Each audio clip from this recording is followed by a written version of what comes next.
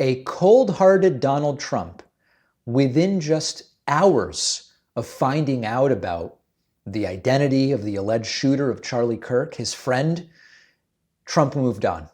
And he said, "What about my ballroom that is over there? Don't believe me? Take a look at this clip. Trump giving condolences for his loss. How are you holding up?" Trump goes, "Pretty good. By the way, look over there. They are building my ballroom. Take a look." My condolences on the loss of your friend Charlie Kirk. Can I ask her personally, how are you holding up over the last 3.5 days? I think very good. And by the way, right there, you see all the trucks. They've just started construction of the new ballroom for the White House, which is something they've been trying to get, as you know, for about 150 years. And it's going to be a beauty. It'll be an absolutely magnificent structure. And I just see all the trucks. We just started, so it'll get done very nicely, and it'll be one of the best anywhere in the world, actually. Thank you so much. Your message. Donald Trump was asked a simple human question. How are you holding up after the murder of Charlie Kirk, your supposed friend, your ally? And Trump goes, "Very good. And by the way, look over there. We're building the ballroom. It's going to be beautiful." It's not condolences for the family. It's not outrage about the killing. It's not the slightest sign of grief. It's very good. Look at my shiny new project. This is bizarre behavior.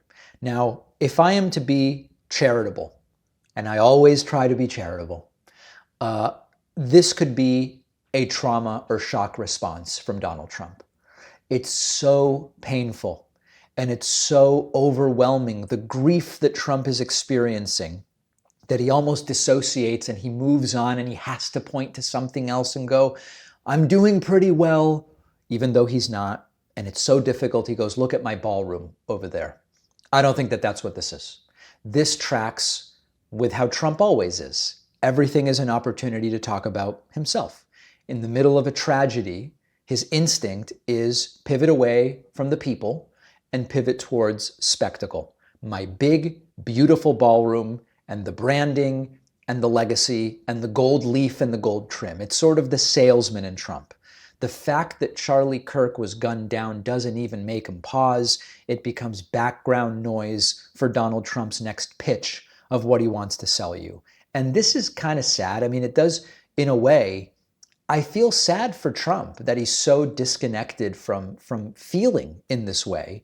This is a pattern we've pointed out before. Trump doesn't really have friends in the normal sense of the word. He has allies who he's friendly with. He has employees.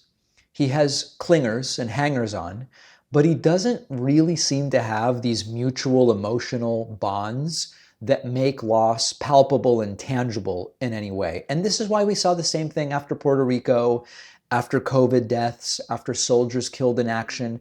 If the suffering doesn't personally touch Trump, it's almost like it doesn't exist, or it becomes a prop for self-promotion. Charlie Kirk gave his career and ultimately gave his life to boosting Trump and boosting MAGA. And in the end, Trump can't even fake 15 seconds of real compassion. So yeah, Trump seems emotionally hampered and limited for sure. Maybe this is a trauma response to some degree, but at the end of the day, it's the same thing we always see from Trump. And it is really, you want to talk about lack of empathy and lack of feeling, it's right there in the Oval Office.